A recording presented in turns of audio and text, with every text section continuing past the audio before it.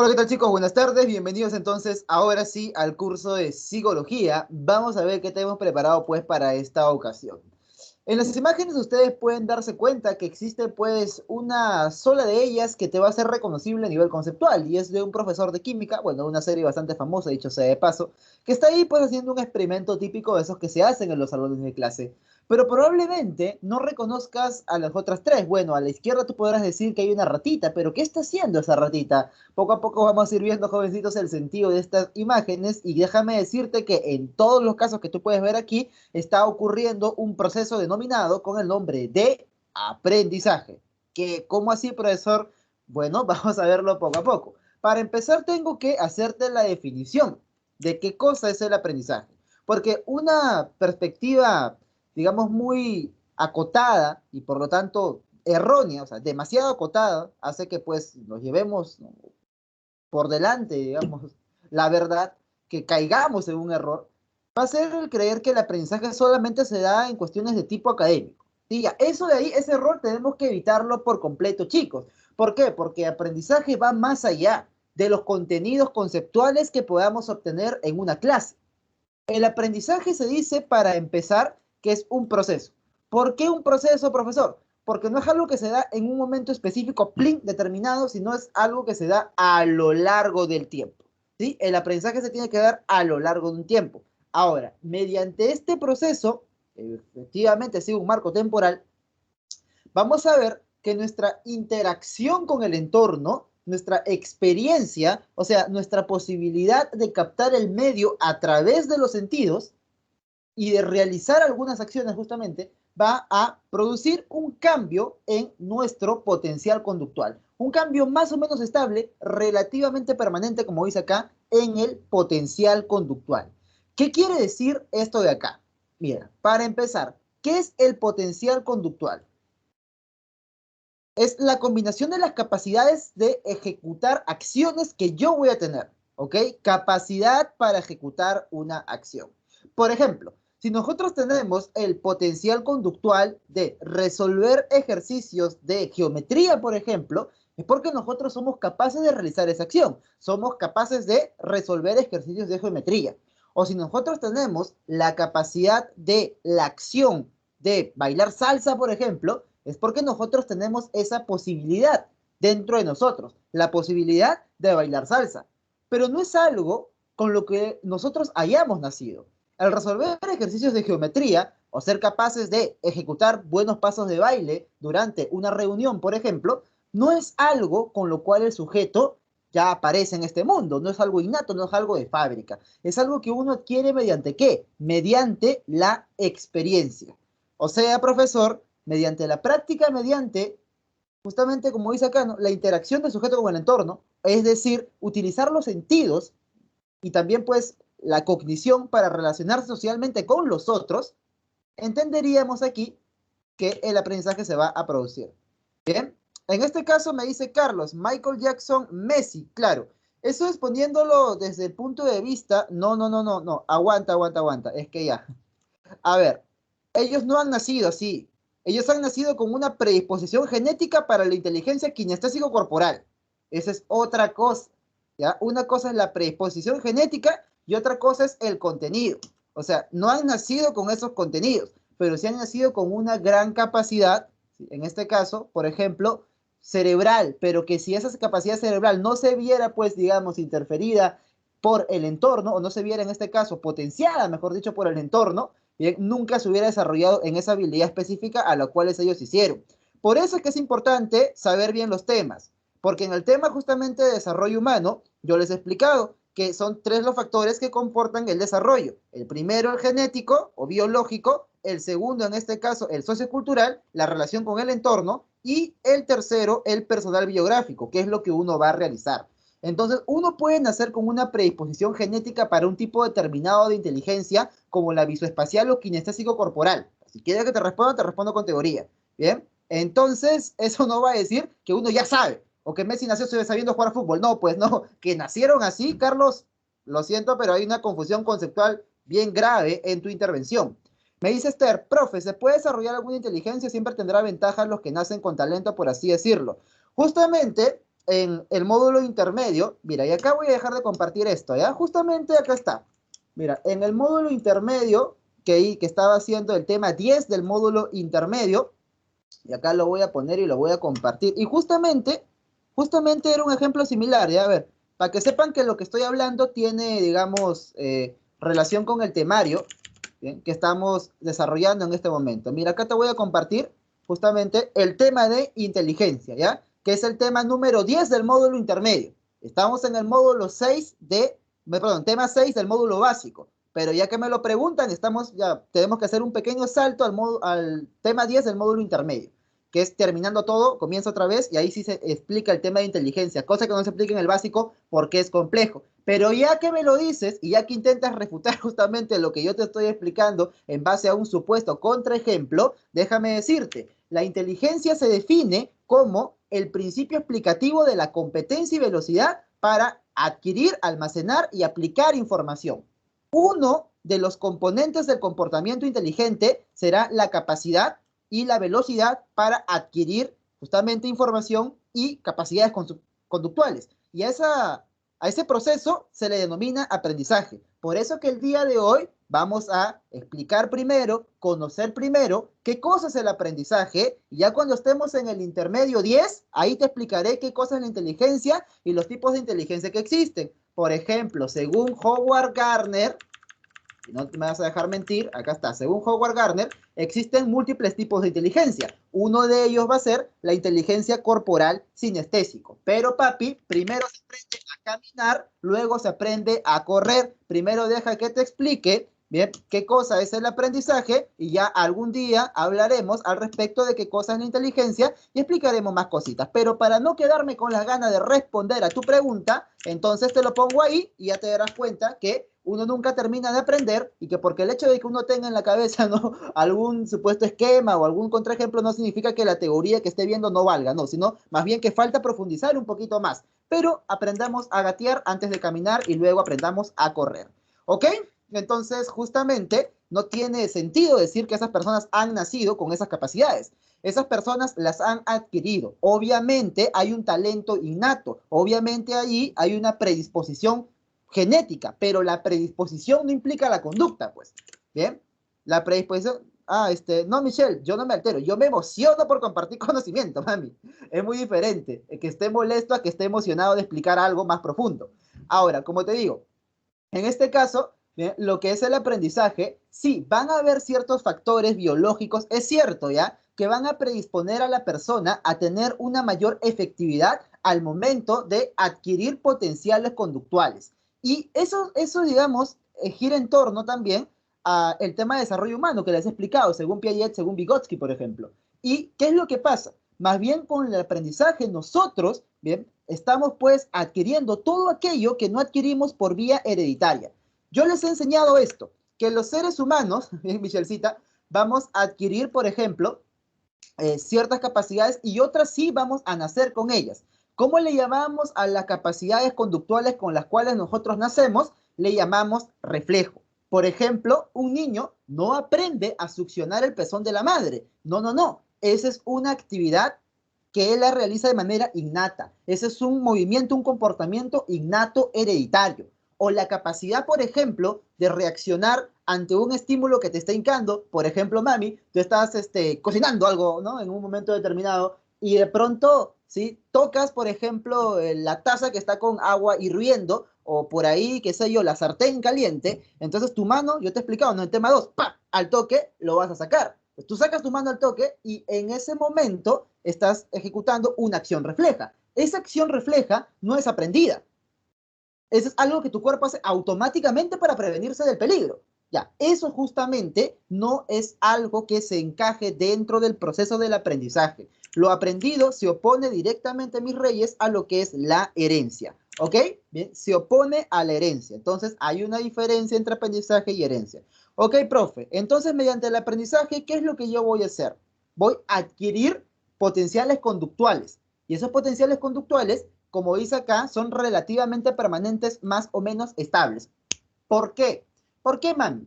Porque pongámonos en una explicación neurobiológica, ¿ya? Para que se entienda, mi rey. En este caso, todo recuerdo, todo potencial conductual también, se tiene que codificar en alguna parte del cerebro, y eso lo hemos visto en el tema 2, bases biológicas de la conducta. Se producen asociaciones entre neuronas. ¿Cómo se le llamaba la interconexión neuronal? A ver, chicos, curiosos, hermosos, aquí presentes, y está bien su curiosidad, más bien eso me inspira a ser más exacto, más preciso en los conceptos. ¿Cómo se le llamaba la interconexión neuronal? Vamos, vamos, vamos. Excelente, Carlitos Manuel, claro que sí. Bien, sinapsis, pues loco, excelente. Entonces, ¿qué pasa? Mira, cuando un sujeto adquiere una capacidad, esta se va a codificar en una forma de red neuronal. Y sucede, Carlos, exactamente igual que con los músculos. Si un músculo tú no lo utilizas, ¿qué va a pasar con él? Se va a atrofiar. O sea, profe, se va a reducir. Si tú una red neuronal no la utilizas, ¿qué va a pasar? El cuerpo va a interpretar, Michelle, o sea, claro, tampoco es que te va a dar Alzheimer, ¿no? El cuerpo va a interpretar que ese conocimiento específico no lo utilizas. O sea, que esa red neuronal en específico no se utiliza. Y es caro a nivel energético mantener una red que no se utiliza. Por lo tanto, se termina disolviendo. Se borra. Pero, ¿qué pasa si tú constantemente estás utilizando esto? Entonces, pasa el impulso y se mieliniza, o sea, se fortalece. Se fortalece. Y como se fortalece, va a ser capaz de ejecutarlo más rápido. Por ejemplo, caminar es algo que todos los días hacemos. Pero si por ahí estamos en cama 1 año, 2 años, en algunos casos hay que, como se dice entre comillas, volver a aprender a caminar otra vez. Claro, se te va a hacer más fácil que de chiquito, ¿no? Pero es algo que como no has estado haciendo, incluso te puedes desorientar un poco en una actividad tan cotidiana como el caminar. ¿Te das cuenta? Entonces, en este caso, desde la perspectiva de la neurobiología, podríamos decir, pues, oye, date cuenta, ¿no? Si quieres que se te quede algo grabado, entonces tienes que practicarlo constantemente, o sea, no hay de otra. ¿Bien? ¿Por qué? Porque si no las redes neuronales se van a atrofiar. Igual que un músculo, papi, quieres estar chapado, quieres estar musculoso, pues tienes que entrenar ese músculo constantemente. Si no, se te va a ir. Entonces, justamente por eso decimos que es relativamente permanente, porque no es que aprendas una vez y es para siempre, no, se puede perder o se puede fortalecer también, depende de cuánto tú practiques, ¿ok?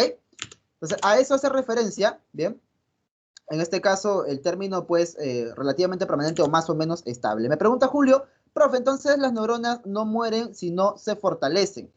Depende, pues. Si las usas constantemente, en este caso, van a fortalecerse las conexiones, ¿no? Las interconexiones. Y las neuronas también porque el axón se va a mielinizar.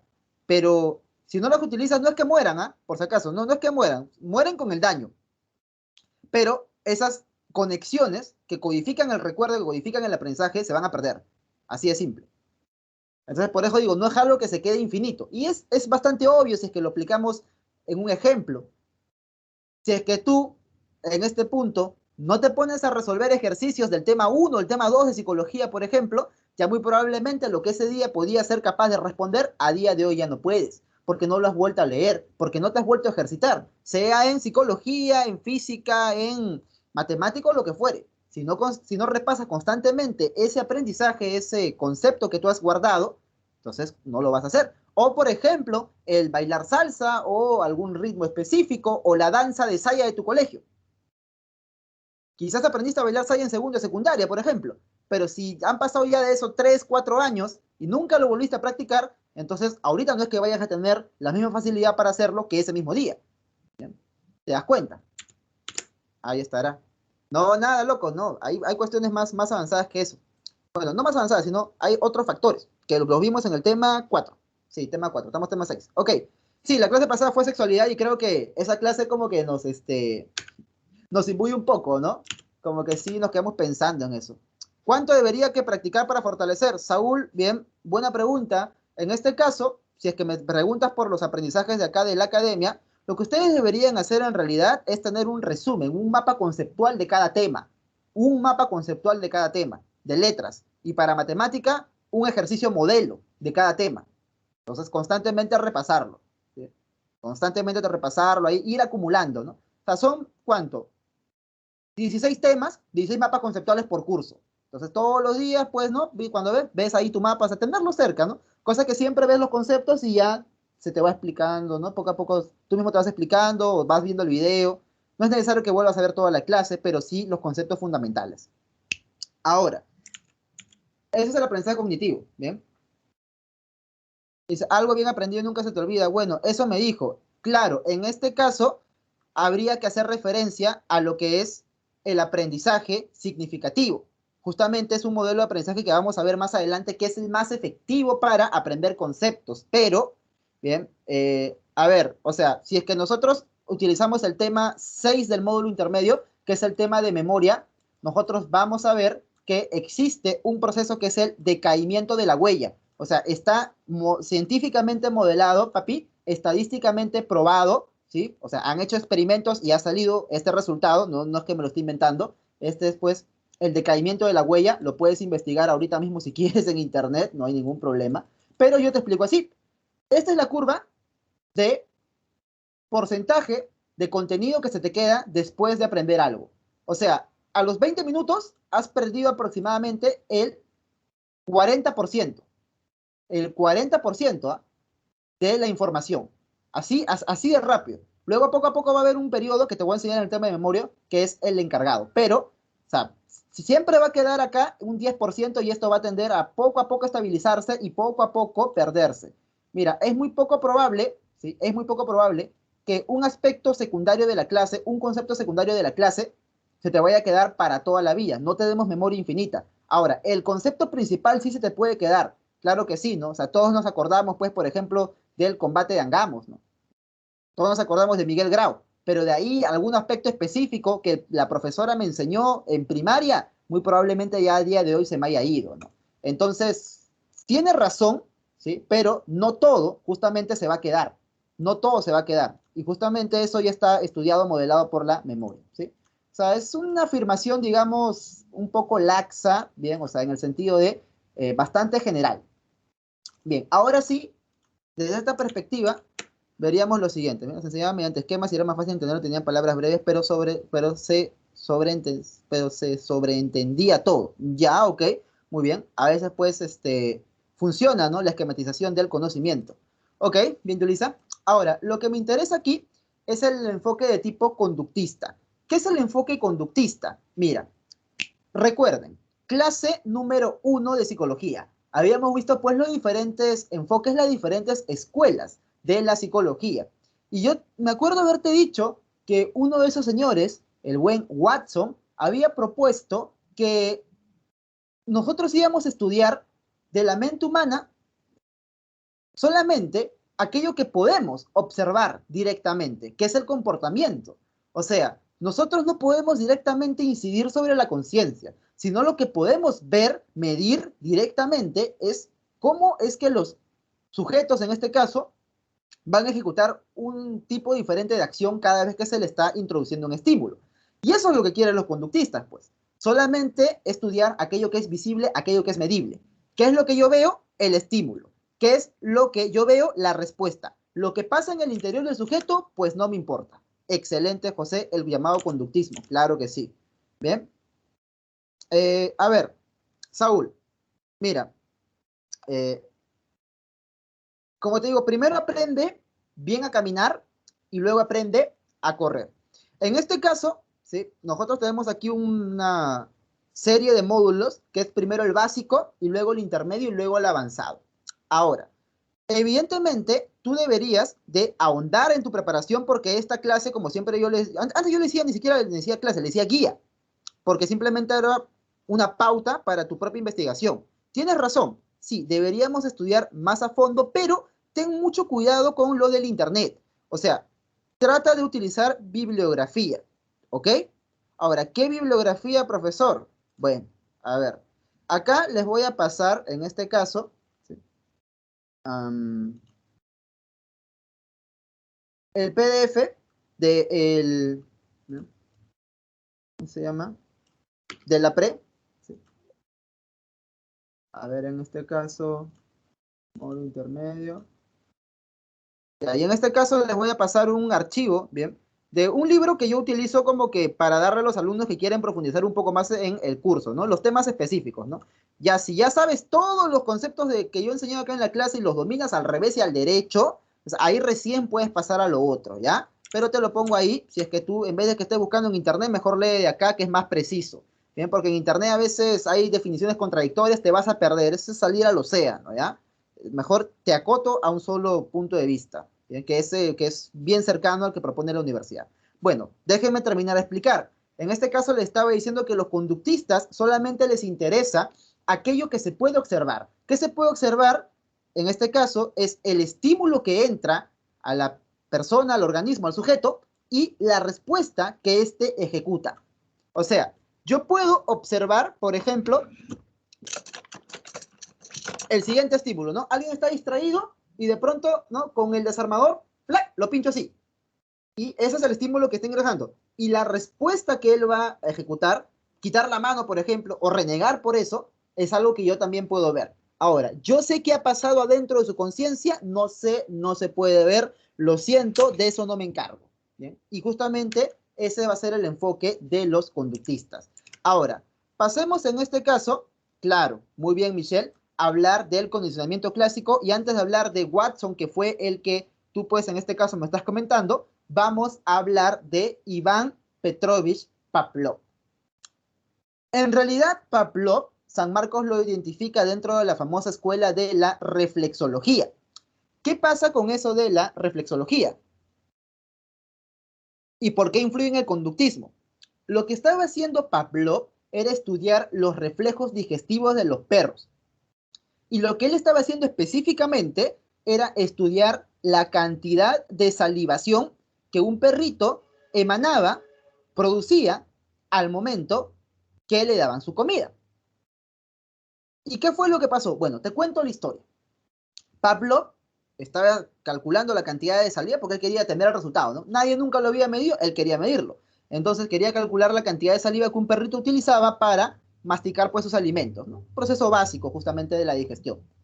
Y se dio cuenta de algo. Se dio cuenta de que los perritos, poco a poco, conforme pasaban tiempo en el laboratorio, comenzaban a salivar, ¿sí? Comenzaban a salivar antes de que les alcancen la comida. Muchos dijeron, ya, debe ser fácil el olor, ¿no? Fácil que sienten que, como tienen buen olfato, sienten que llega la comida antes de que se la presenten en su delante. Ok, entonces, ¿qué hacemos? Caja de vidrio, ¡pah!, completamente sellada, ¿sí? Un sistema aparte de ventilación que no obtenga ningún tipo de aroma de fuera. Y otra vez, seguían salivando. Entonces, hubo otra sospecha. Dijeron, quizás es por el sonido. Agarraron, trajeron perritos nuevos, le hicieron la misma operación, porque acá el perrito tiene como una especie de incisión a este lado, con una cánula conectada a la glándula salival y una especie de botellita, ¿no? Una especie de recipiente para que capte la cantidad de saliva. Entonces, se hizo el experimento. Si es el sonido, vamos a hacer esto. Vamos a tocar una campana o hacer sonar un silbato, y al tocar la campana, tilín, tilín, tilín, profe, inmediatamente después le damos la comida. Entonces el esquema va a ser así: campana, comida, campana, comida, campana, comida. Un día decidieron hacer justamente la comprobación de su hipótesis ya al 100%. Y era vaciar todos los recipientes de comida de la cocina, dejar limpio todo el lugar, que en ninguna parte del edificio haya rastro alguno de comida, sobre todo de comida para perros, y hacer sonar la campanita, como si le fueran a dar de comer, porque siempre era, recuerda, campana, comida, campana, comida, campana, comida. Pero esta vez solamente hicieron sonar la campana. Y, oh, ¿qué crees que pasó? El perrito comenzó a salivar como si le fueran a dar la comida. Comenzó a salivar como si hubiera un plato de carne delante de él. Y de esta manera se descubre el condicionamiento clásico. Ahora, este es el cuento, esta es la historia de lo que pasó. Todavía falta la explicación que ahorita voy a hacer sobre cada uno de los elementos del condicionamiento clásico, pero ya te voy adelantando de esta manera más o menos cómo es que funciona, ¿ya? Mira, todo organismo tiene ciertos estímulos biológicamente relevantes que van a generar la aparición de una acción o reacción, en este caso por parte del sujeto. O sea, si es que yo de un momento a otro, por ejemplo, agarro y te pongo una linterna muy potente en el ojo, automáticamente este va a tender a cerrarse o por lo menos tu pupila se va a contraer. O si yo, por ejemplo, te meto el dedo, no en este caso al ojo, papi, ¿sí? O bueno, tu flaca viene y te mete el dedo al ojito, entonces puedes aguantar, ¿no? Hasta que llega a la pestaña, pero ya cuando toca la córnea, ya ahí sí no, ¿no? Ahí sí automáticamente parpadeas. Entonces, ese estímulo que puede generar una respuesta de manera automática en tu cuerpo, se le llama así, se le llama estímulo incondicionado. ¿Por qué incondicionado? Porque tú no necesitas de que haya habido un condicionamiento, no necesitas que haya habido ninguna asociación de estímulos para tú reaccionar frente a eso. En este caso acá, lo que provoca el estímulo incondicionado es la respuesta incondicionada, que es justamente el reflejo, la respuesta innata. O sea, esto sí viene de fábrica, como se dice. O sea, que nosotros frente a la comida, por ejemplo, salivemos, es porque efectivamente se va a producir el proceso de lo que es la digestión. Entonces, mis reyes, es esta relación. Primero tenemos a la comida que produce la salivación del perrito, el estímulo incondicionado que me produce la respuesta incondicionada, el objeto entrando al ojo que produce el parpadeo, el dolor punzante que provoca que apartemos la mano. ¿Te das cuenta? Estímulo incondicionado, un estímulo biológicamente relevante, y la respuesta incondicionada, que va a ser la forma de reaccionar ante ese estímulo. Ya, profe, bacán, ok, creo que nos entendemos. Y luego, ¿qué es lo que vamos a tener en el esquema? Tenemos un estímulo neutro. Este estímulo neutro, por sí mismo, no va a generar ninguna respuesta más que una breve atención por parte del sujeto. O sea, inicialmente si yo le toco la campana al perrito o si yo le silbo con el silbato, eso no va a significar que el perrito va a salivar, porque ¿qué relación tiene inicialmente para un perro un silbato con la comida? En condiciones naturales, ninguna, ninguna relación. Pero sí, quizás va a prestar atención, ¿no? Como que parará la oreja y tratará de identificar cuál es la fuente, en este caso, del ruido.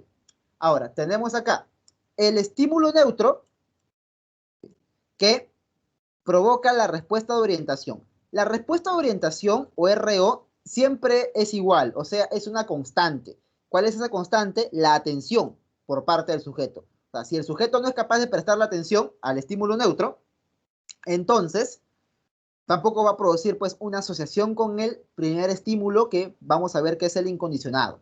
¿Sí? Y para entendernos, antes de pasar a explicar los otros dos, porque es un poco abstracto esta parte ya, mejor lo ponemos en grafiquitos, tal pues como estaba recomendándonos, ¿quién era? Yulisa. Bien, aquí están los grafiquitos para darnos cuenta de cómo es que esto funciona.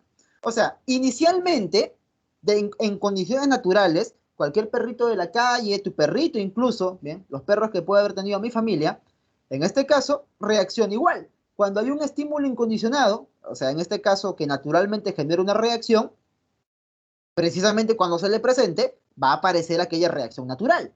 Entonces tenemos que la comida, en este caso pues lo que ponemos la carne, es el estímulo incondicionado que por sí mismo genera una respuesta incondicionada. Hasta acá ya nos habíamos entendido, ¿no? O un objeto entrando al ojo que genera el parpadeo.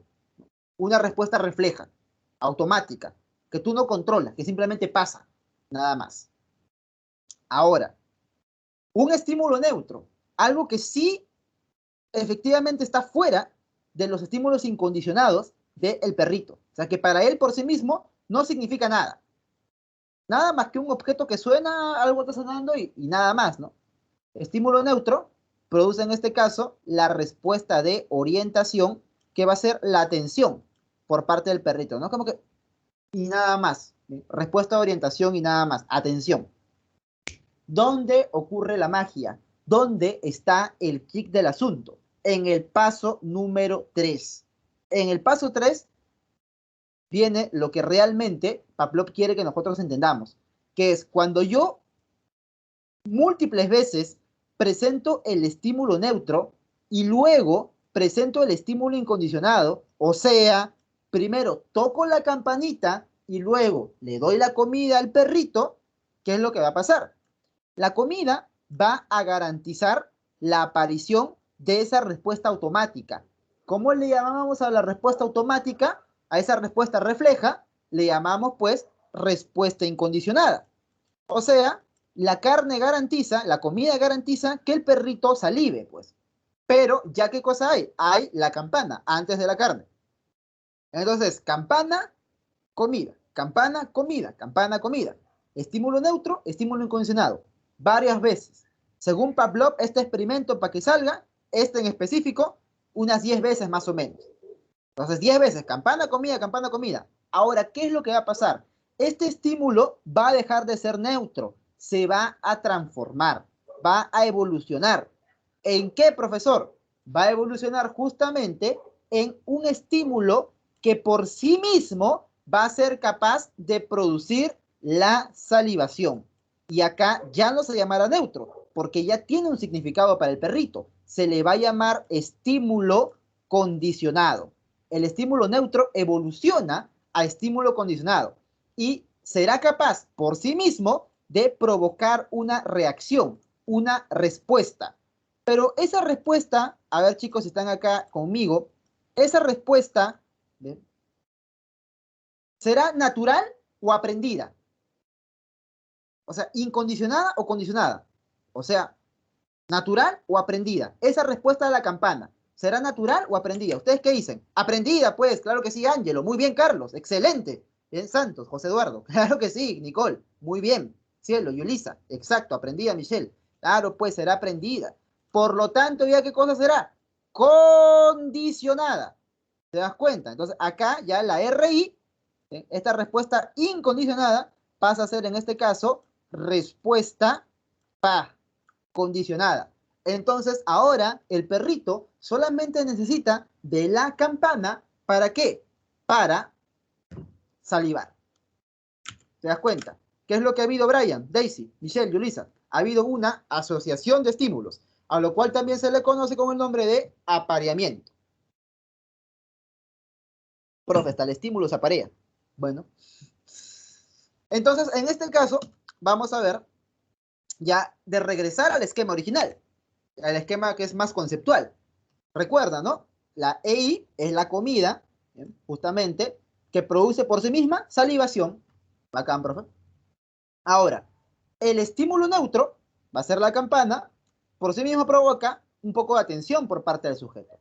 Y una vez que se ha producido el proceso justamente de asociación del incondicionado con el neutro pues es el que se convierte en ¿qué? Es el que se convierte en estímulo condicionado. Ahí está pues, justamente ahí estará la campana. Ahí estará, entonces el neutro se convierte en el condicionado. Y la respuesta condicionada, profe, es la misma que antes era la respuesta incondicionada. O sea, en este caso la salivación, que también le llamamos reflejo aprendido. ¿Te diste cuenta? Porque ahora el perrito ya reacciona automáticamente ante la campana.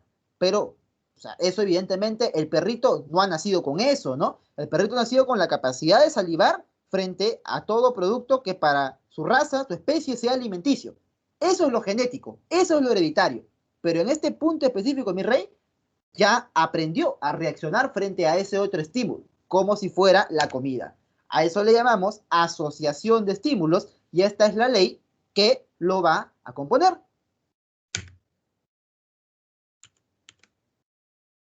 Es como el arma del temblor o desastre, profe, porque al principio no había ninguna reacción porque era algo nuevo. Y luego, ¿qué es lo que pasa, Nicole? Tú misma. Luego, cada vez que escuchas alarma de temblor o desastre, ¿qué pasa contigo? ¿Qué vas a sentir? Automáticamente. Claro, al principio dices, qué raro, ¿no? Pero luego cada vez que suena esa alarma, ¿no?, viene el temblor o algo pasa. Pánico, ¿sí o no? Claro. El pánico entonces en este caso va a ser, Nicole, justamente, el pánico va a ser esa reacción aprendida, pues. Claro, justamente ya va a pasar a ser condicionado, pues. Exactamente, te va a condicionar a sentir pánico. Ahí está, te das cuenta, Pedrito. Excelente.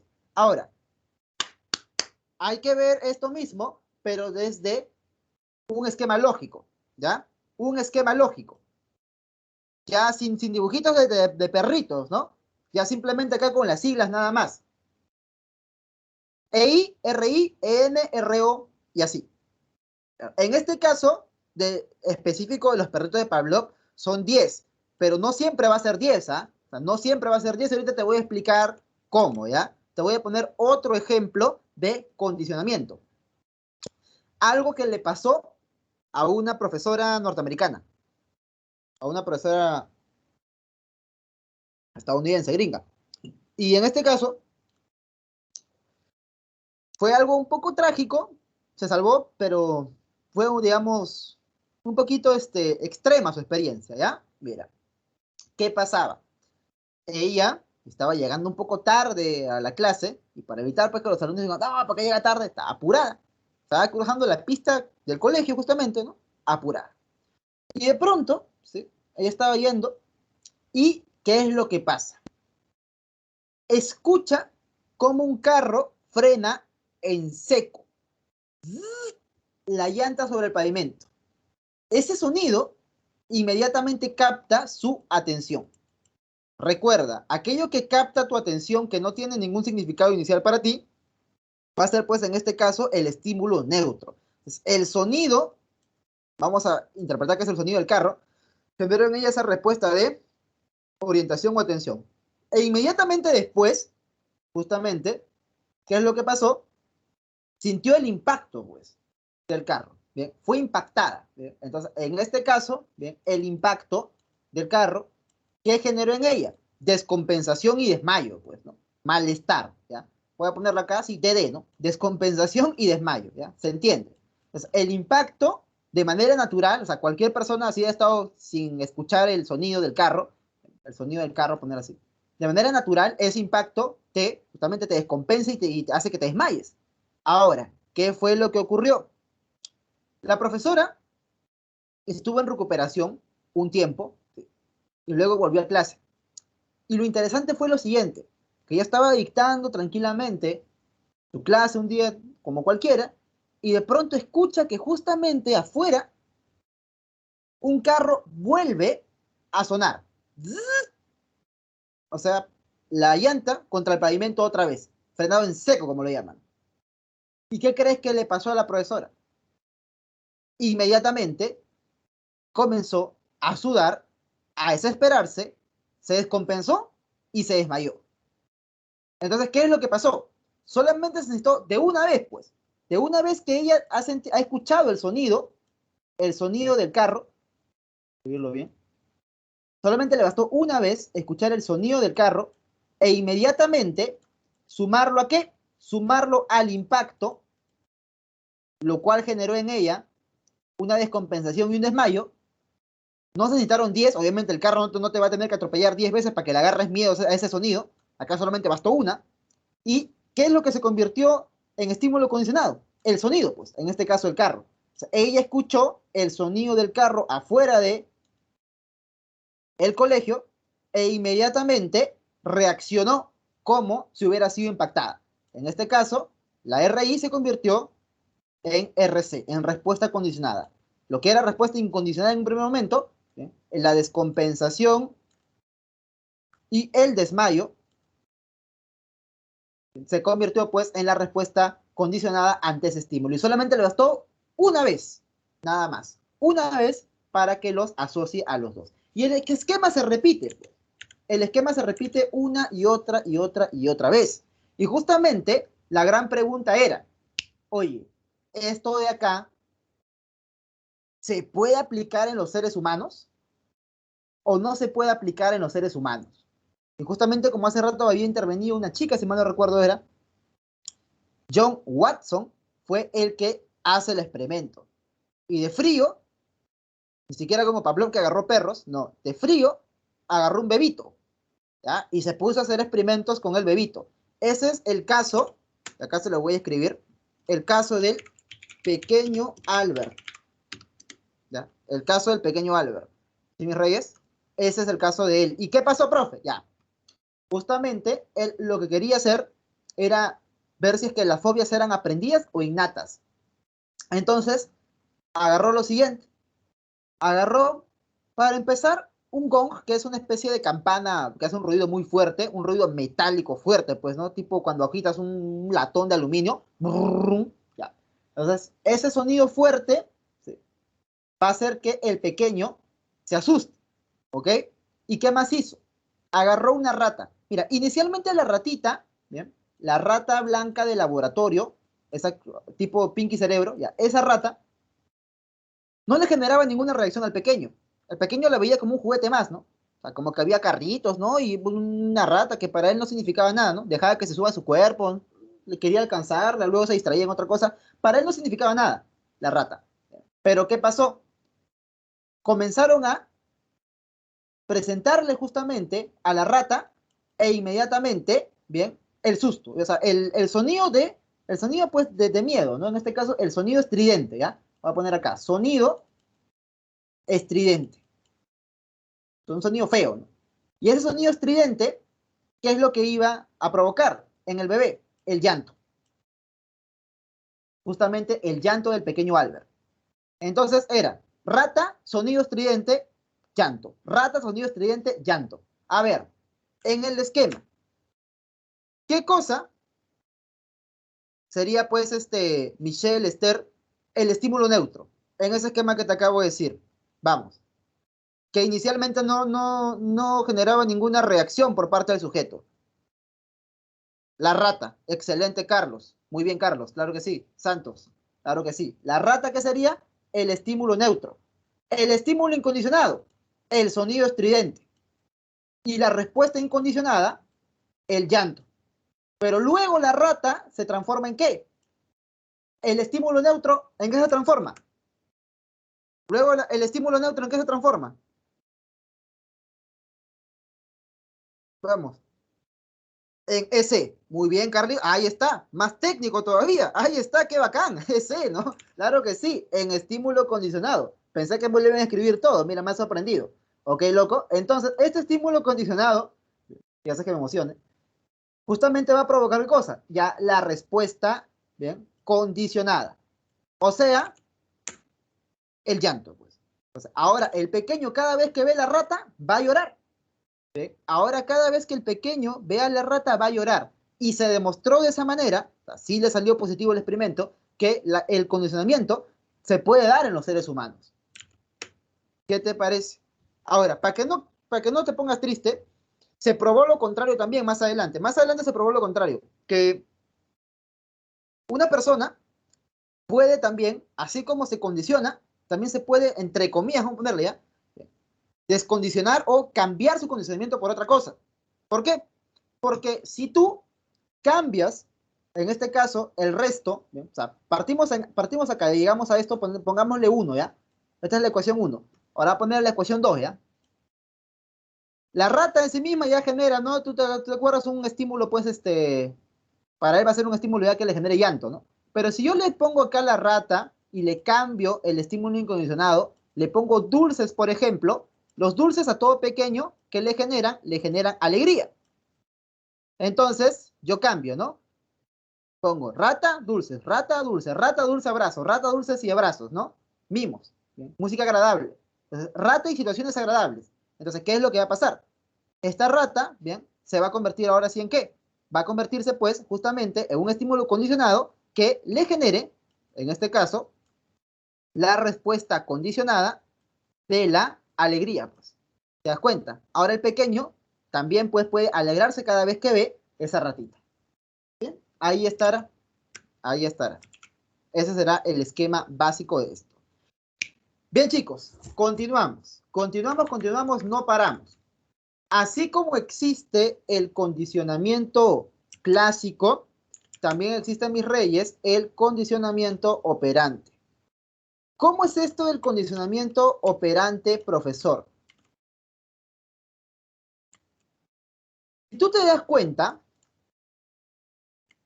en el condicionamiento que acabamos de ver, el sujeto no hace mucho, ¿ah?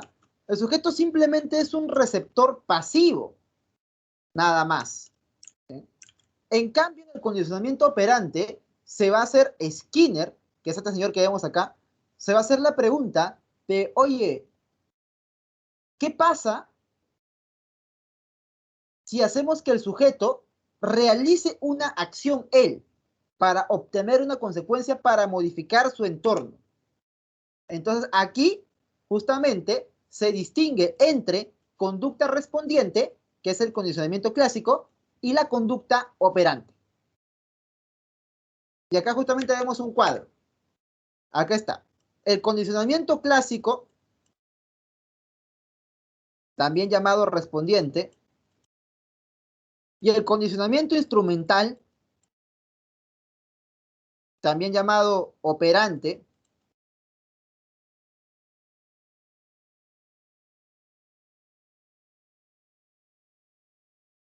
se diferencian en lo siguiente.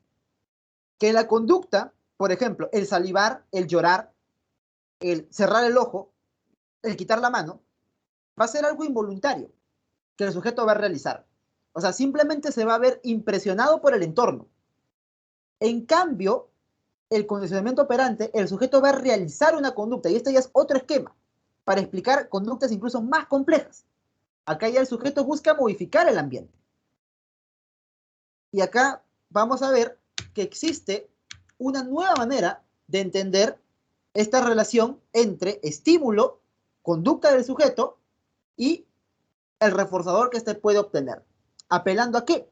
Apelando a la famosa triple relación de contingencia. Y mira, esto te puede sonar un poquito tranca. Acabas de ver algo que de por sí es un esquema lógico que por ahí se les puede hacer difícil a algunos. Pero justamente, papi, mi chamba es hacerlo complejo, simple y entendible. Y voy a tratar pues de cumplirlo lo más posible. ¿A través de qué? De reducción a palabras sencillas. El llamado estímulo discriminativo te lo voy a presentar de esta manera. Te lo voy a presentar como la situación que el sujeto reconoce como la más apropiada para realizar una acción, también llamada conducta operante, que le va a permitir obtener una consecuencia. ¿Sí? Situación, acción y consecuencia. Si tú te das cuenta en el caso del perrito de Pavlov, el perrito de Pavlov no hace nada, o sea, su conducta refleja, o sea, él no decide hacer nada. Él no tiene ninguna decisión. No es libre. Simplemente actúa por conducta refleja. Su salivación es refleja. Condicionada justamente. O innata, natural. Pero en cambio acá el sujeto sí va a estar llamado a ejecutar una acción para obtener una consecuencia. Y esta consecuencia justamente puede llevarlo a obtener un reforzamiento, a que incremente su conducta, o obtener un castigo, dependiendo de qué sea lo que haga. Mira, papi, para entendernos, te pongo un ejemplo. Este modelo se utiliza sobre todo para qué? Sobre todo para controlar la conducta de los sujetos. ¿Sí? Sobre todo para eso, chiquitos. Para controlar la conducta de un sujeto. ¿Y cómo yo puedo controlar, profe, modificar la conducta de un sujeto? Le aplicas una triple relación de contingencia, pues. A ver, yo tengo una situación específica, ¿sí?, en la que si yo realizo una acción, obtengo una consecuencia. Papi, tu enamorada te ha dicho lo siguiente. Los días sábado, ¿sí?, mi mamá y mi papá se van a comprar mercadería para la tienda. ¿Ya? Para el negocio, ¿no? Se van al centro a hacer compras. ¿Ya? Pero como ellos no quieren que yo salga, ¿sí?, me dejan encerrada en la casa. Y no me dan llave porque ellos saben cómo yo soy. ¿Ya? Entonces, bueno, en este caso, tú vas a venir acá, a mi casa, con una llave que yo te voy a dar. Entonces, tú sabes que cuando tú te levantas y es lunes, por más que vayas a la casa de tu flaca, tengas la acción, no vas a obtener pues quizás la consecuencia esperada, ¿no? Entonces ella te dice, mira mi amor, si tú el sábado realizas la acción de venir desde Chorrillos hasta Caraballo a verme, entonces yo te voy a dar un premio que a ti te gusta, ¿bien? Te voy a dar algo que tú siempre me pides, que regularmente no te doy así nomás, ¿ok? Es una situación que demanda una acción por parte del sujeto para que éste pueda obtener una consecuencia determinada. ¿Y cómo explicamos en este caso? ¿Bien? No sé, Michelle, tú sabrás. ¿Cómo explicamos en este caso la situación o el estímulo discriminante. ¿Por qué lo entendemos como discriminativo? ¿Por qué se le llama así? Mira, la palabra discriminar significa escoger, seleccionar, restringir. Entonces, de los 7 días de la semana, ella está seleccionando, está escogiendo, está restringiendo un día específico. Por eso te digo, tú sabes que si vas lunes, te va a atender afuera, ¿no? Va a salir un rato al parque y no mucho más. Martes lo mismo. Miércoles quizás puedes pasar a su sala, pero está su mamá ahí. ¿No? Pero en cambio, si vas el sábado, que es el día esperado, o sea, si tú realizas la acción en la situación específica en la que te la han dicho que lo realices esa acción, entonces ahí sí vas a obtener la consecuencia que tú esperas. En este caso, ¿cuál será? No sé, quizás comer juntos un chocolate, ¿no? O bueno, lo que sea. Entonces, en este caso, ya involucra qué cosa? Que el sujeto haga algo de manera libre, de manera voluntaria, de manera consciente, pues. Y esa es la acción que va a dar una consecuencia. El ir tan lejos de Chorrillos hasta Carabobo va a ser pues justamente la acción que tú vas a tener que realizar para que te den tu premio, ¿sí? Como el perrito así que cuando le dices patita, y esto de acá también es lo mismo, ¿no? Al perrito, por ejemplo, tú le dices patita, esa es la situación, y solamente cuando le dices patita, el perrito levanta justamente su patita, esa es la acción, y como tú te das cuenta que es algo bueno, le das una galleta, le das algo que le gusta, y ese es el estímulo consecuente, pues, y ahí estará la consecuencia, justamente. Esa es la triple relación de contingencia. O estímulo discriminativo, conducta operante, que es la acción, y estímulo consecuente, que es el resultado de la acción realizada. He repetido varias veces lo mismo, y ahora vamos a verlo en un ejemplo. ¿Bien? Ahí estará. Muy bien, Perlita. Mira, mira, mira. Esta ratita de acá está dentro del experimento original, mis chicos, conocido con el nombre de la caja de esquina. ¿Ya?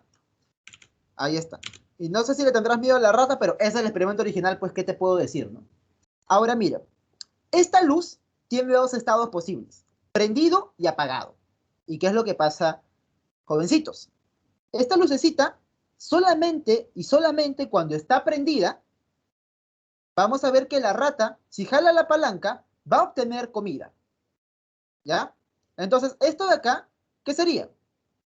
Si es la situación, ¿cómo le llamamos? Según el esquema. Vamos, según lo que hemos visto, que no por algo ejemplo, vamos. Vamos, vamos, vamos. Encima queda todo grabado, ¿no? Me arriesgo, habla. ED, o estímulo discriminante. Muy bien, Michelle, muy bien, Santos. Esta lucecita es el estímulo discriminante. ED, o también la llamada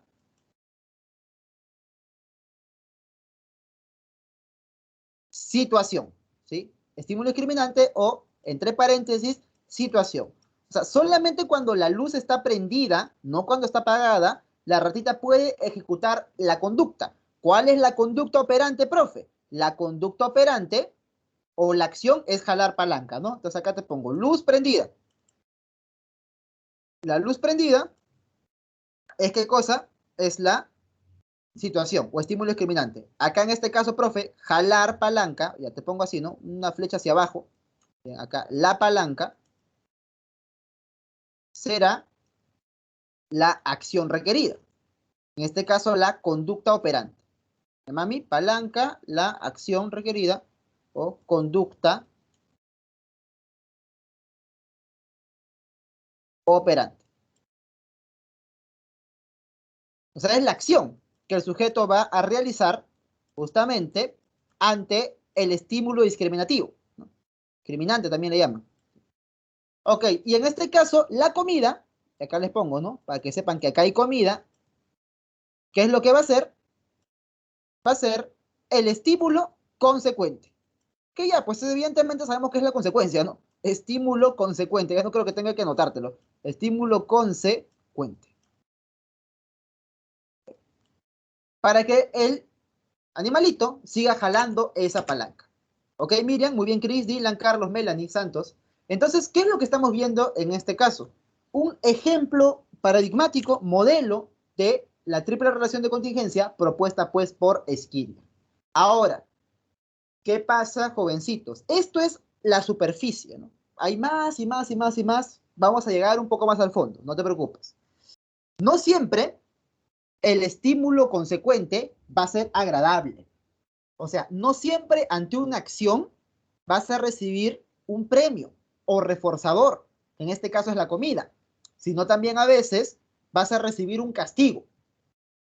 Y ahí está la diferencia.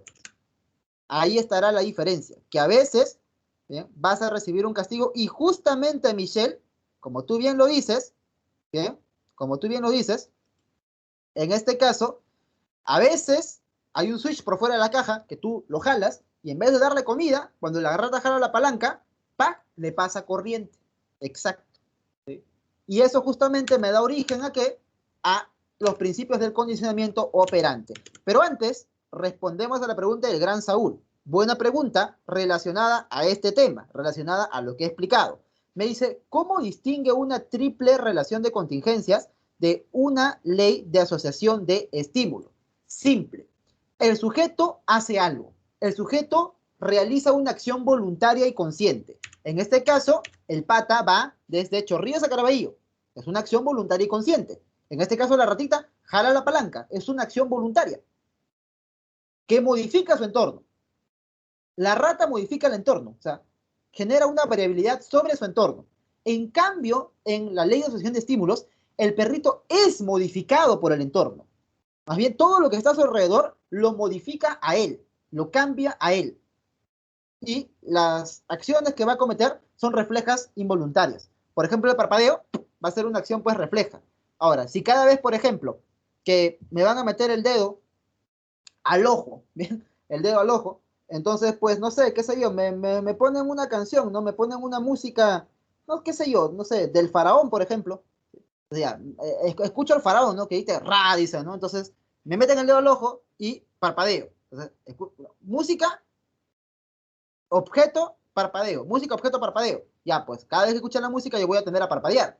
¿Por qué? Porque esa acción está, pues, justamente, genéticamente ya determinada que ante un objeto que entra a mi ojo yo tengo que protegerme. Entonces, es una acción refleja, ¿sí? Biológicamente relevante para el sujeto. Será más o menos esa la diferencia, en este caso, bien, Saúl. Oye, se me salió eso. Ya, bueno, en fin. Mira, con tal que aprendas, ¿ya? Ahora, le estaba diciendo, en el caso de la triple relación de contingencia, mis reyes, aparece, como te digo, la posibilidad de que este estímulo consecuente sea aversivo o sea agradable. ¿Qué significa que sea aversivo o que sea agradable? Que le guste o que no le guste a la persona, o en este caso al organismo, al animalito. Y surgen las siguientes posibilidades. Que aparezca el reforzamiento o que aparezca el castigo. Mira, ¿para qué sirve el reforzamiento? El reforzamiento sirve para aumentar la conducta. ¿Bien? ¿Y el castigo para qué sirve, profesor? Sirve para disminuir la conducta. Y hay otro más, la extinción. ¿Para qué sirve? Para desaparecer la conducta. Entonces, con esto, nosotros podemos modificar la conducta de un sujeto, haciendo que una acción determinada aparezca más veces porque se refuerza, disminuya su aparición porque se castiga, o desaparezca por completo porque se extingue. Y vamos a ver en qué casos, pues, es cada uno. ¿Ya? A ver. Se recuerda, reforzamiento incrementa la probabilidad de ocurrencia de la conducta. Castigo disminuye y extinción desaparece. Ya, profe, ya sabemos. Ya, muy bien. Ahora, ¿qué posibilidades hay en cada uno? En la cuestión del reforzamiento y del castigo, ambos pueden presentarse como positivo o negativo. Y escucha, por el amor de Dios, lo que te voy a decir. Positivo y negativo hacen referencia al sentido matemático, aritmético de la palabra. Positivo, profesor, en este caso, ¿ya?, voy a sumar, voy a añadir. ¿Ok? Positivo más, en este caso, añadir, dar, otorgar, sumar. ¿Ya? Sumar. Y negativo, restar, quitar. ¿Ok? Acá dar, sumar. Positivo significa eso también. Igual, en castigo positivo, lo mismo. ¿Ya? Y también, acá mejor te lo pongo para que no creas que no es acá también. Y luego están, profe, acá también. No se preocupe, por algo estamos pues iniciando. Reforzamiento negativo, entonces, es lo contrario. Quitar, ¿sí? Quitar, restar, ¿ya? Por si acaso. ¿Por qué, profesor? ¿Por qué es tan usted explícito en hacer esta diferencia? Porque a veces algunos chicos se equivocan, se confunden, y no está mal, para eso estamos los profes, para evitar que se confundan, se equivocan y creen que esto de positivo y negativo tiene que ver con que si es algo bueno o malo. Y por el amor de Dios, no vayas a creer que tiene algo que ver con que sea bueno o malo.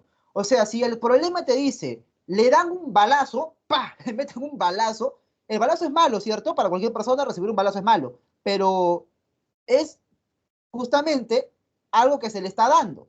Entonces es positivo, porque se le está dando, se le está sumando, ¿qué cosa? Un estímulo, pues. Se le está dando, acá en este caso, en los dos casos, otorga un estímulo, ¿ya?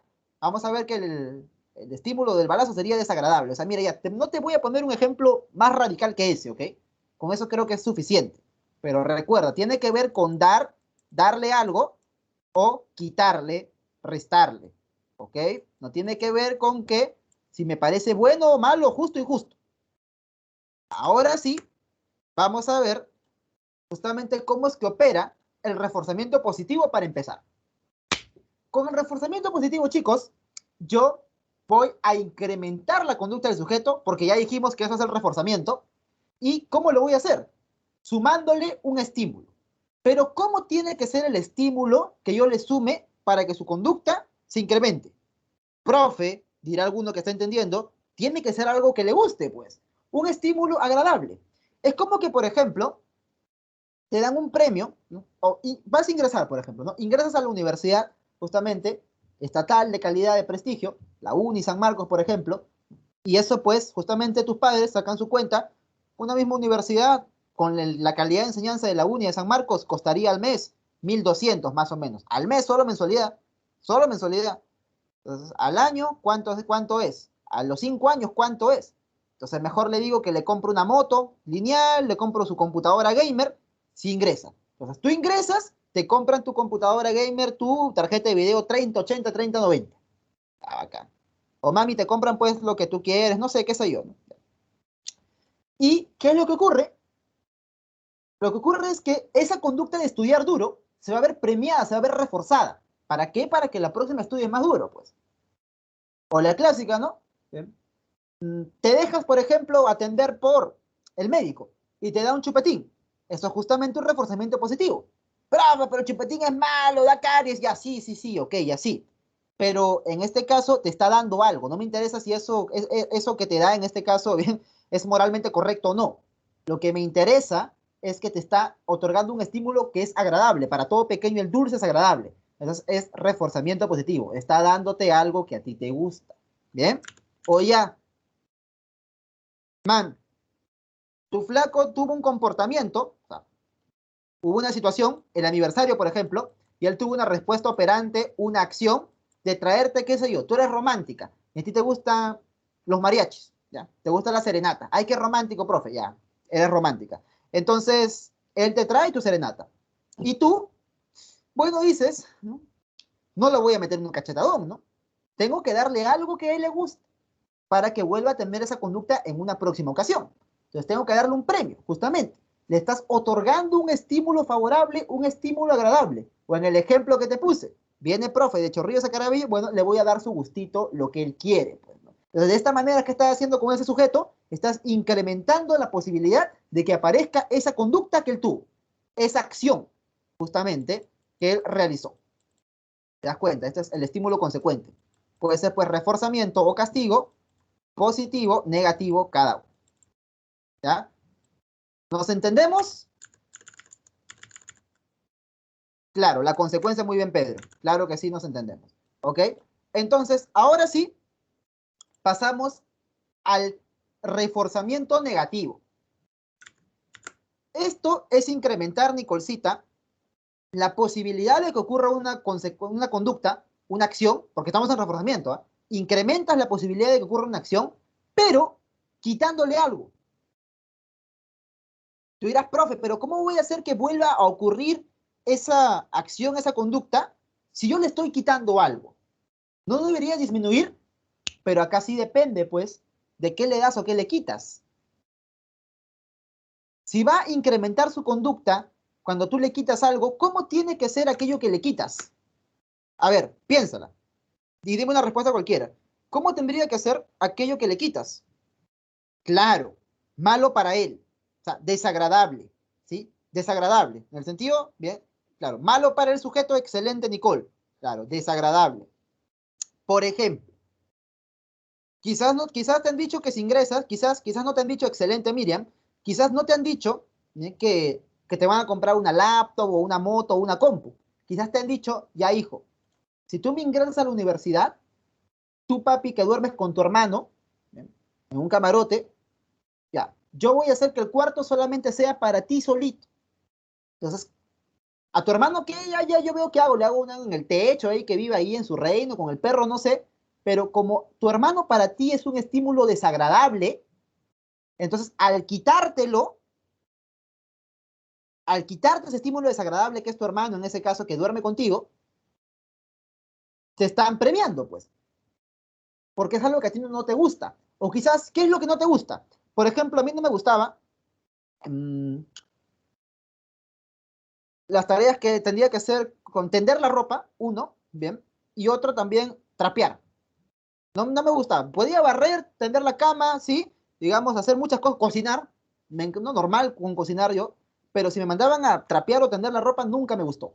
Entonces ya, si me quitan la responsabilidad de tender la ropa, para mí eso es un premio, pues, porque me están retirando un estímulo desagradable. Entonces, hijo, me dicen, ya hijo, bien, si tú realmente, bien, me traes buenas notas, por ejemplo, ¿no? Teniendo pues, no sé, 18 años, 17 años, si tú me traes buenas notas, entonces ya no te voy a mandar a trapear la casa. Esa es una manera de premiarme, ¿sí? Quitándome algo, pues quitándome algo que a mí no me gusta. ¿Bien? Ahí estará, pues. Gracias por la idea, dice Esther. Bien, bien, bien. Claro que sí. Ahora sí, ahora sí. Veamos, pues, a ver, otro ejemplo, a ver, para las ideas que está coleccionando Esther. Mira, man, él te dice, retóxico celoso, ¿no? Te dice que le molesta, que para él es desagradable que tú tengas a tu ex agregado al WhatsApp o al Facebook, por ejemplo, o al Instagram, por ejemplo.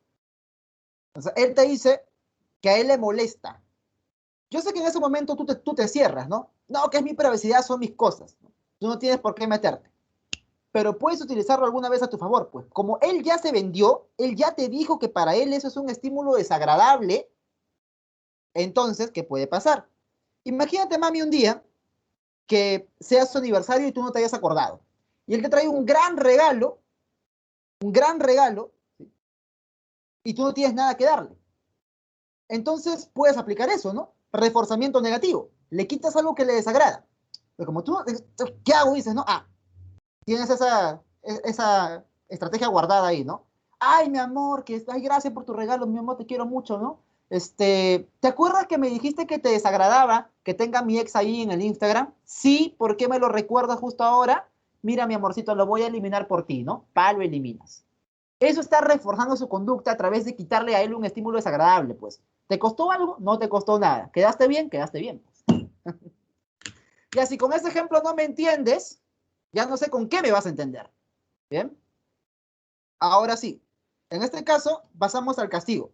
El castigo es más fácil de entender porque a veces nuestros padres pues nos han entrenado con esto sin saberlo. El castigo positivo, simplemente, ¿bien? Estercita, va a girar en torno a qué? Va a girar en torno a dar. Como es positivo, tú das, ¿no? Pero hoy, si es castigo, ¿qué es lo que das? Un estímulo desagradable, pues. Efectivamente, ¿no? Efectivamente, un estímulo desagradable. Y esto, ¿a quién no le ha caído? Vivimos en Latinoamérica, no voy a decir si eso está bien o está mal, ahorita no hay tiempo para ello, pero, no, papi, llegas borracho con 17 años a las 5:30 de la mañana diciendo que matemáticamente no estás ebrio, entonces tu mamá te mira y te agarra a chanclazos, ¿no? Con la manguera. Ya, pues en ese caso te está castigando para disminuir la probabilidad de la ocurrencia de esa conducta de llegar huasca a las 5:30 de la mañana, diciendo que matemáticamente no estás ebrio. son cosas que pasan, ¿ok? Entonces, vamos a ver que eso debería, pues, disminuir la probabilidad de la ocurrencia de la conducta. Es castigo positivo. La chancla es castigo positivo, ¿no? Te pasas de, digamos, de fastidioso ya con tu flaca por algún sentido, entonces, ¡pah! Te cae un cachetadón, ¿no? No, no. ¿Para qué? Para que no sigas haciendo eso, ¿no? ¿Sabes qué? No, ¡pah! Por ahí no te dicen. Entonces, bueno, en ese caso, te está castigando positivamente. No porque sea buena la cachetada, sino porque te está dando un estímulo desagradable o aversivo. ¿Ok? Ahí está, ¿no? Ahí está. Entonces, castigo positivo, la chancla simplemente, ¿no? Ahora, el castigo negativo, te retiran un estímulo agradable o favorable, pues. Ya, mami, si llegas tú, no a las 5, pero a la 1:30 de la madrugada, ¿no? Ya pasada la medianoche, ¿bien? Bajándote de un carro de lunas polarizadas y recién bañada, con el cabello, bien, oliendo a champú y a jaboncillo. Entonces, en ese caso, lo más probable es que quizás no te pegue, ¿no? Quizás tu mamá no te pega, pero hay otra manera de castigarte, ¿no? Exacto, ¿bien? Le quita, ¿bien? Algo que le gusta, pues. El castigo negativo es justamente retirarle un estímulo agradable. Tu mamá que te dice, ah, llegaste tarde, ya, ¡pum! Te chapa el fono y te lo quita.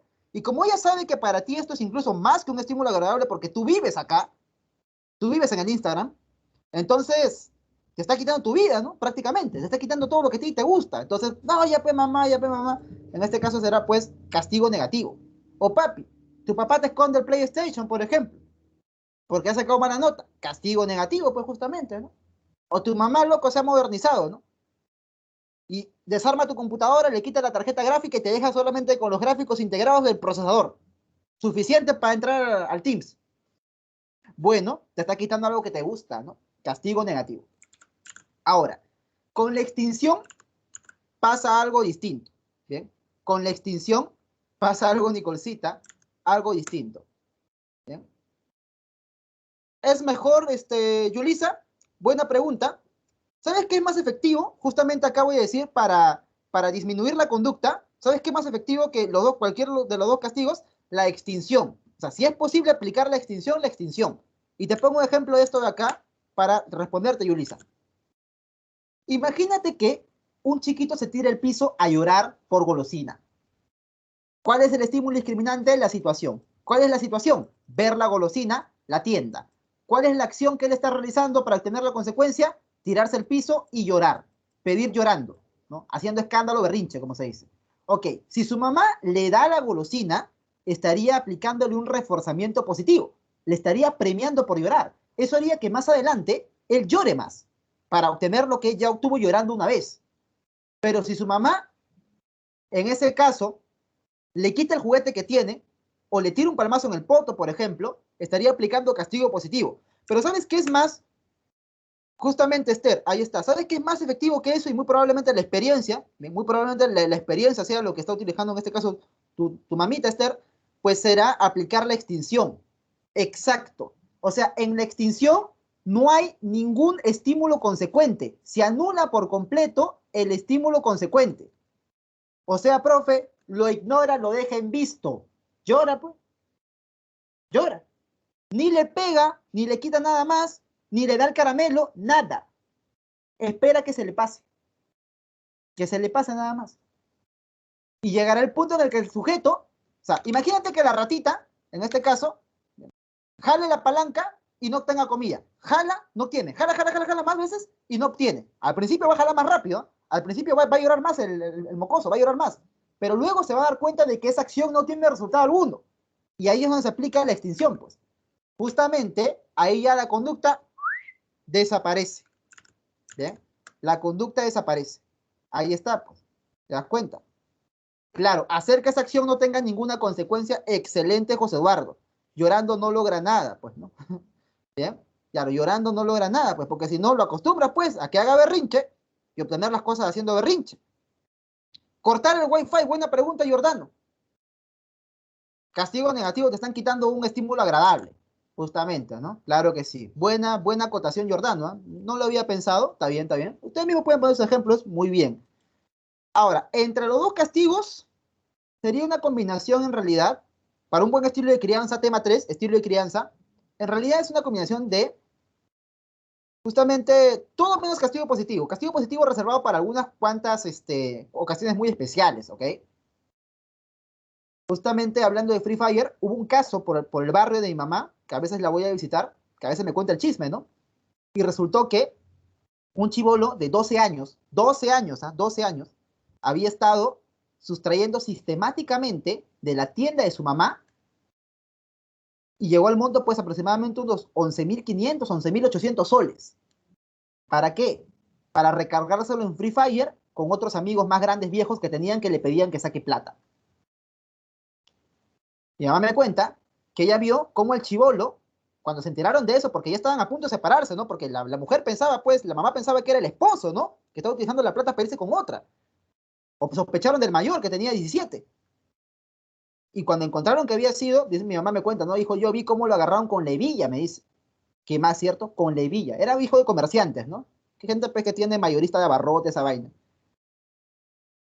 Y yo dije, ala, ¿no? Bueno, ese es castigo positivo, ¿no? O sea, que se ha tirado tanta plata, ya algunos dirán, ¿no? Que bueno, puede ser en ciertos casos, ¿no? Pero una combinación de todos en realidad sería, pues, reforzamiento positivo, reforzamiento negativo, castigo negativo y extinción si se puede aplicar. Bien, bien, bien. Sí, bien fuerte, bien fuerte. Me dice acá, si utilizan la comunicación y no el castigo, es que claro, o sea, eso digamos, Ariadna, justamente, ¿sí? Va de la mano, ¿no? O sea, justamente va de la mano, porque no todo es conductismo, ¿no? No todo es conductismo, valgan verdades, ¿no? O sea, también justamente en ese caso, ¿sí? La comunicación es para prevenir la conducta indeseable, pero una vez que la conducta indeseable es cometida, entonces sí va a tener que tener alguna consecuencia. Regularmente lo que se aplica es castigo negativo, pues. ¿Por qué? Porque también hay que darse cuenta que el sujeto es responsable de las propias acciones que él comete. La comunicación es posterior a la aparición de la conducta indeseable. Y el reforzamiento también es posterior a la aparición de la conducta deseable. O sea, tu mamá te dice, estudia, hijo, tú estudias, te da un premio. Ya, pues justamente es posterior al cometer la conducta. La comunicación es para prevenir y el reforzamiento es para, pues, junto con el castigo y la extinción, para corregir o recompensar alguna conducta justamente. Entonces, no está peleado. No es que o es comunicación o es eh, algún tipo de estímulo consecuente. No. Puede ser justamente a la par. ¿Bien? Ahí está. Ah, mira, qué interesante, Esther. Hoy sí, ¿no? Sí, sí, sí. Entonces, bueno, vamos a ver pues qué funciona de esa manera. Bien, chicos, tenemos unos cuantos minutos para explicarles lo siguiente, ¿ya? Y ahora sí, chicos, bien. Ah, solo, pero ese reñir, Ariadna, ese reñir es una forma de castigo. O sea, quizás a veces el estar molesto, el dejarte de dar cariño, también es una forma de castigo. Te está quitando lo que a ti te gusta. Si a ti te gusta, por ejemplo, que tu mamá siempre te abrace, tu papá siempre te dé mimos, por ejemplo, ¿no? Que es normal en una familia, es saludable más bien el cariño. Pero si cuando tú haces algo malo, te quitan durante unas cuantas horas, te tratan como que con cierta rigurosidad, no es que te peguen, ¿no? Pero te están quitando el cariño y te están aplicando, en ese caso, castigo negativo. La ignoración dice acá, pues, ¿no? Claro que sí. Funciona también de esa manera, ¿eh? Por si acaso. No todo va a ser golpe, ¿no? No, claro, no todo de chancla, ¿no? Castigo positivo también puede ser que te manden a lavar los platos, ¿sí? Te están dando algo que no te gusta, que es una responsabilidad. ¿Ok? Bien, bien, bien, bien. Ahora sí, chicos, les voy a pedir un gran favor. De este punto al término de la clase, ya no voy a poder responder preguntas porque tengo que explicar una parte que es un poco compleja y también en este caso que se queden con lo fundamental, porque he respondido muchas preguntas ya el día de hoy, entonces ya se agotaron los créditos de preguntas, ¿ya? Escúchenme esta parte para que no vuelen y concéntrense, por favor. Nos concentramos durante 7 minutos y se va la clase. Y eso va a ocurrir en 3, 2, 1, arrancamos. El enfoque cognitivo, a diferencia del enfoque conductual, ¿qué es lo que va a hacer? Va a tomar en cuenta lo que pasa al interior del sujeto. El enfoque conductista simplemente toma el estímulo que ingresa y la respuesta del sujeto. La luz, por ejemplo, y que la rata jale la palanca. No te dice qué pasa dentro de la rata. Y justamente lo que busca el enfoque cognitivo es saber lo que ocurre en la mente de la persona. Los procesos mediadores, los llamados procesos cognitivos o procesos mentales. Entonces, sí interesa lo que pasa en el interior del organismo. ¿Qué teorías cognitivas hay del aprendizaje? Existen las siguientes teorías cognitivas. Para empezar, tenemos a la teoría de la Gestalt, propuesta por Cole. ¿Qué es Gestalt, profesor? Una escuela que estudiaba la percepción. ¿Y cómo entienden ellos el aprendizaje? Dicen que se da como una reorganización del campo perceptual. Mira, papi, no te tranqueo, ver las cosas de otra manera. Te debe haber pasado alguna vez por ahí que tú estás queriendo resolver algún problema de matemática y no te sale. Lo dejas. Te vas al baño, te vas a comprar por ahí a la tienda y de pronto cuando estás en el parque jugando con un gato, te quedas sentado ahí viendo el cielo y es como que si tu cerebro se abriera y se iluminara y durante una milésima de segundo tienes la sensación de que has visto las cosas de manera equivocada y de que ahora sí comprendes y te pones a pensar, oye, y si este problema en vez de poner este término para acá le sumaba uno de un lado a otro lado y hacía esto, oye, sí, ¿no? Oye, sí sale, dices, ¿no? Ya, a esa comprensión súbita, a ese descubrimiento repentino de una solución, le conocemos con el nombre de insight. A ese momento, eureka, le conocemos con el nombre de insight. Y sí, les debe haber pasado alguna vez, ¿no? Les debe haber pasado, ¿no? Que como que se dan cuenta de la solución de algo, ¿sí? Luego de un rato, o quizás de manera repentina. Entonces, para justamente la Gestalt, ese es el aprendizaje, el famoso insight. Acá, por ejemplo, el esquema de los monos, ¿no? Les pusieron a los monos una banana alta para que no la puedan alcanzar a la primera, y ciertos elementos. O sea, llegó un punto en el que se dieron cuenta que haciendo cosas, uniendo palos para jalarlo, usándolo como garrocha o apilando cajas, podían llegar a la fuente de comida. ¿Te das cuenta? Entonces, el mono tuvo que tener un insight, justamente, una comprensión repentina de aquello. El aprendizaje por descubrimiento de Jerome Brunner va a girar en torno a los conocimientos inductivos. O sea, profesor, aprender por mí mismo con la guía, sí, de un docente, ¿sí? A partir de las tareas de búsqueda de un docente. Por ejemplo, chicos, que el profesor te mande por ahí una tarea que implica, pues, quizás, te dice ya, ven investigando, te dice, ¿no? Justamente de tal personaje de la historia. Luego vamos a hablar acá de eso, ¿ok? O quizás por ahí alguien te dice, ya, vas a aprender haciendo, te dice, ¿ok? Ese famoso aprendo haciendo, ¿no? Vas a aprender haciendo y pues vas a... esta computadora vas a buscar de cómo armarla por ti mismo. Yo vengo y te corrijo. Ya, pues poco a poco, ¿no? Tú vas a ir probando y la persona te va a ir orientando. Ese es el aprendizaje por descubrimiento, justamente. Uno mismo lo va realizando. Ahora, la teoría del aprendizaje significativo es muy importante. ¿Por qué, chicos? Porque con el aprendizaje significativo, me dice David Ausubel, que nosotros tenemos que enganchar, relacionar conocimiento nuevo con el conocimiento antiguo. ¿Qué quiere decir esto de acá, profesor? El conocimiento antiguo va a servir como una especie de anclaje, le pongo conocimiento previo, sirve como una especie de ancla para el conocimiento nuevo. ¿Ok? ¿Por qué, profesor?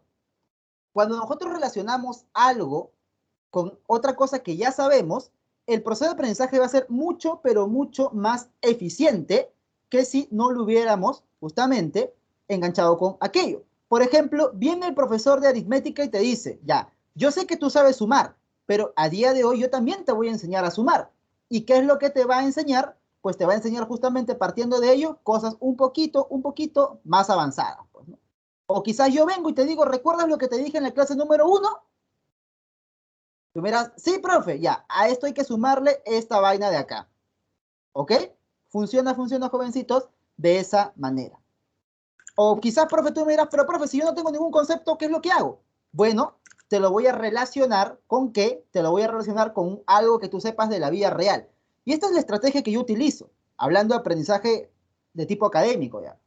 Quizás tú nunca has sabido el concepto de lo que ha hecho Pavlov, de lo que ha hecho Skinner, pero sí quizás por ahí tienes un amigo que lo frenzonearon, tienes un hermano que le cayó la chancla, quizás tú alguna vez te quitaron el celular. Y ese conocimiento previo, esa anécdota previa, yo te lo explico a nivel conceptual. Y tú lo relacionas, pues. Y justamente ahí es donde se va a enganchar. Y ahí es donde se produce el aprendizaje significativo, dice Ausubel. ¿Bien? Todo tiene un porqué, ¿no? Una razón de ser. El aprendizaje observacional, vicario o social justamente se resume en una frase. ¿Cuál es la frase? Aprendo viendo. ¿Ok? Y ese aprendo viendo, ¿qué significa, profesor? Dice Bandura que uno primero observa y luego ejecuta. O sea, si yo voy a aprender a preparar, por ejemplo, un chaufa, mi mamá me enseña, si yo primero presto atención, lo guardo en mi memoria y luego, cuando yo quiera hacer mi chaufa, hago los mismos procedimientos, lo reproduzco y mi mamá me dirá, ¿no? Me dirá, hijo, sí, te salió bonito, sí, te salió rico, bien, te salió chévere, faltó esto, quizás, pudiste hacer esto mejor, entonces ya, ok, yo tengo una retroinformación. Entonces, yo aprendo viendo. También sirve para explicar por qué los pequeños de muy corta edad a veces se comportan de mala manera o hablan lisuras. Porque un niño de 6 años puede hablar lisuras. Evidentemente, pues, jovencito, porque en su casa las escucha, ¿no? Aprendizaje observacional o vicario.